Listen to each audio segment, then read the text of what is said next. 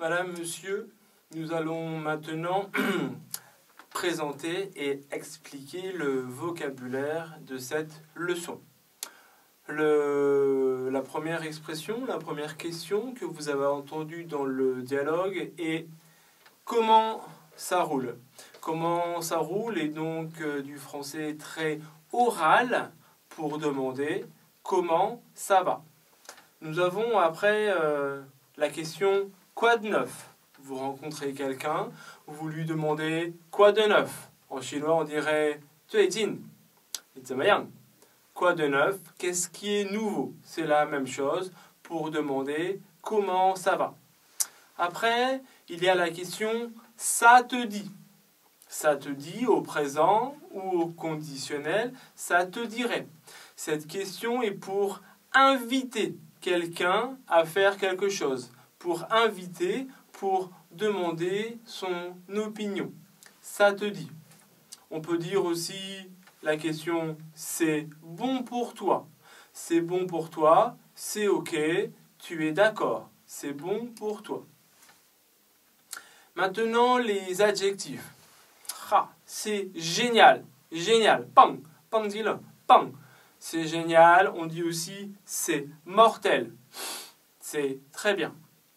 Vous avez l'adjectif compliqué, ça va un peu comme en anglais, complicated, complicate, 复杂, c'est compliqué. Après vous avez bizarre, aussi comme en anglais ou en chinois, 很奇怪. Donc bizarre.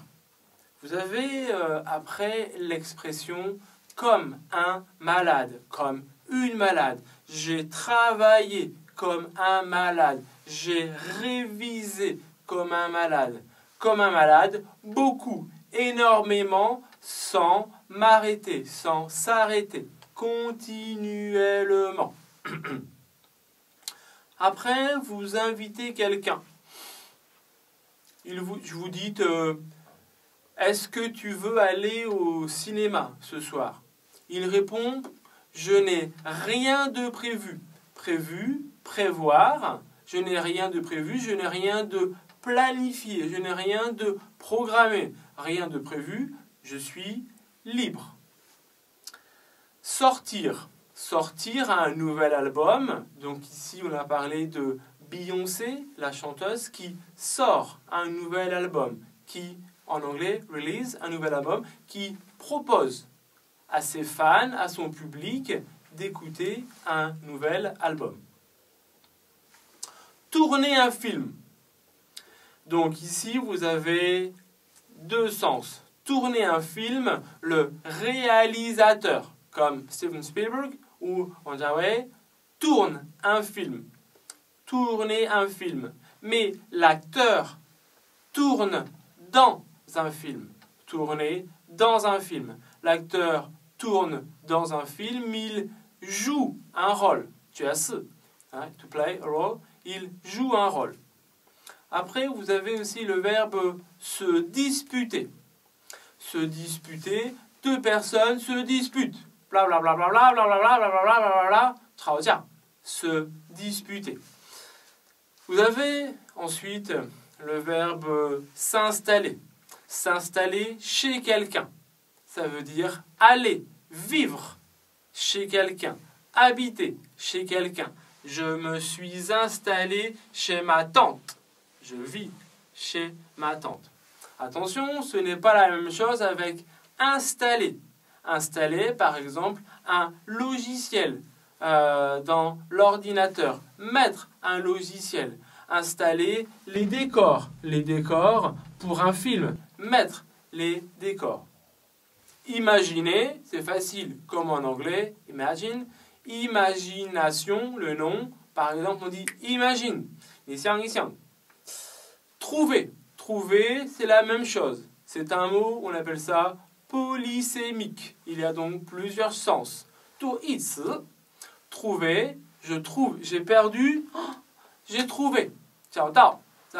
Et aussi trouver, je trouve que c'est très bon. Je trouve que c'est très intéressant. Ici, trouver, deuxième sens, 我觉得. Donc, 找到, 觉得, deux sens, 多义词. Après, vous avez le verbe s'arranger, arranger. Je m'arrange, comme en chinois, un prai, je m'arrange pour que. Je fais en sorte, je fais le maximum. Je fais le mieux possible. Après, nous avons le verbe s'inquiéter. C'est l'examen. Je m'inquiète pour mon résultat, pour mes notes. S'inquiéter, une inquiétude. Tansin. Je m'inquiète, tu t'inquiètes. C'est un verbe pronominal. Perdre, perdu. Donc ici, perdre, j'ai perdu mes clés. Comme tio, tio-shi. Et aussi, je suis perdu. Attention, ici, même chose. Polysémie, plusieurs sens. To itsu, je suis perdu. Wamilula. Vous avez le verbe mourir. C'est facile à mourir. Je suis mort. Tu t'arrêtes. Après, se passer. Se passer, avoir lieu. To take place. Le verbe recevoir. Je t'ai envoyé un email. Est-ce que tu as reçu mon email? Shota, recevoir. Le participe passé est reçu. Attention, un reçu. Shouju, fa piao. Un reçu. Après, vous avez le verbe réviser.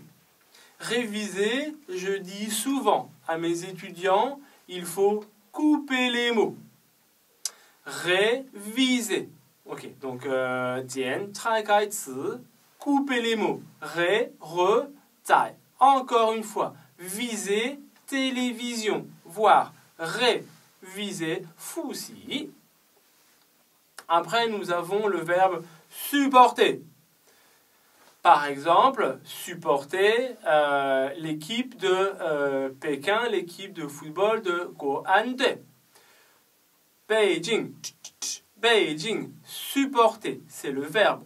Un supporter, c'est vraiment la prononciation anglaise. C'est exactement la même épellation, la même écriture. Supporter, supporter. Après, vous avez donc un supporter, il est fan de. Être fan de. On peut demander à quelqu'un, tu es fan de musique. Est-ce que tu aimes la musique? Comme en anglais, un fan. Ensuite, vous avez le verbe déménager. Déménager, changer de lieu d'habitation. J'habite à Pékin, à Beijing. Je déménage. Je vais habiter à Shanghai. S'amuser. Je m'amuse. Ici, hour, je m'amuse. Ensuite, vous avez le mot un cancer. Le cancer. Par exemple, je fume. J'ai donc le cancer des poumons. Aizhong, poumon fei. Après, vous avez le mot une équipe. Une équipe, vous avez ici l'image, une équipe de football, comme l'équipe de Guoande ou l'équipe de Manchester United. Dans une équipe de football, il y a 11 joueurs. Donc un joueur, quelqu'un qui joue.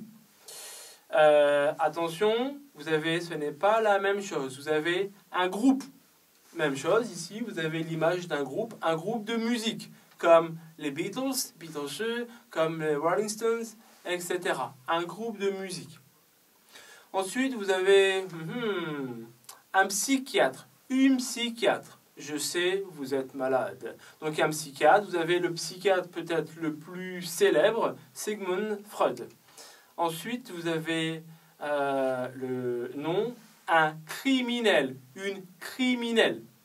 Un criminel, quelqu'un donc qui fait des crimes. Donc nous avons aussi le nom un criminel, le nom ou l'adjectif, un acte criminel, une action criminelle, donc qui décrit quelque chose d'illégal, quelque chose contre la loi. Après, nous avons le nom un succès, donc un peu comme l'anglais success, qui décrit donc la réussite. La réussite, réussir, 成功. Nous avons ensuite le mot la campagne. Vous avez ici une photo de la campagne, Nongtrun, voilà la campagne, il y a de l'herbe, il y a des arbres, il y a des petits oiseaux, etc. Par contre, vous avez la ville, Changshu, la ville, vous avez une photo ici. Ensuite, vous avez le mot un parc d'attractions. Un parc d'attractions, un parc d'attractions. Très simplement, ici vous avez aussi une photo comme Euro Disney, Disneyland. Dans un parc d'attractions, il y a donc plusieurs attractions, des manèges. Tout n'est pas noir dans la vie. Tout n'est pas noir, tout n'est pas triste, tout n'est pas négatif. Donc, nous avons aussi heureusement. Heureusement, l'adverbe fortunately, 幸亏. Par exemple, heureusement, je suis parti tôt. 幸亏我走得早. Voilà, heureusement. Nous avons aussi l'adverbe presque. Presque, en anglais, almost, 差不多. Après, nous avons les mots la famille. La famille, family, le père, father, la mère, donc futin, mutin, le père, la mère. Le fils, la fille. Le fils, son, orze, la fille, nuer. Le fils aîné. La fille aînée. C'est donc le premier fils ou la première fille dans la famille. C'est l'enfant le plus âgé. Le contraire, le fils cadet ou la fille cadette. C'est l'enfant le plus jeune. Le grand-père, on dit aussi en français pépé ou papi. C'est très oral. La grand-mère, on dit aussi la mamie ou la mémé. Nous avons aussi l'oncle, comme en anglais, uncle, l'oncle, la tante, aunt, la tante, l'oncle, la tante, le cousin, comme en anglais, cousin, le cousin, ou la cousine, le cousin homme, la cousine femme. Les fiançailles. Les fiançailles, c'est le moment où on se fiancie. Donc le verbe se fiancer. Les personnes sont donc les fiancés.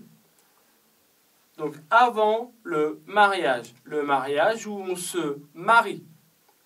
Les époux se marient. Les époux, l'homme et la femme. Qu'est-ce qu'on fait après le mariage? On va en lune de miel. On fait une lune de miel. Mi-yue, honeymoon. Une lune de miel.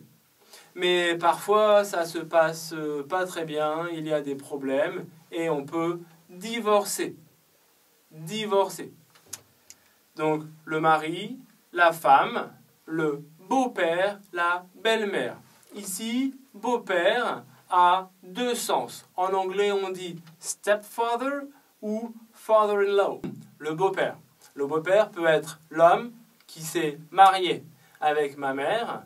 Le beau-père, ça peut être aussi le père de ma femme. Father-in-law ou stepfather. Nous avons la même chose avec la belle-mère. Mother-in-law ou stepmother.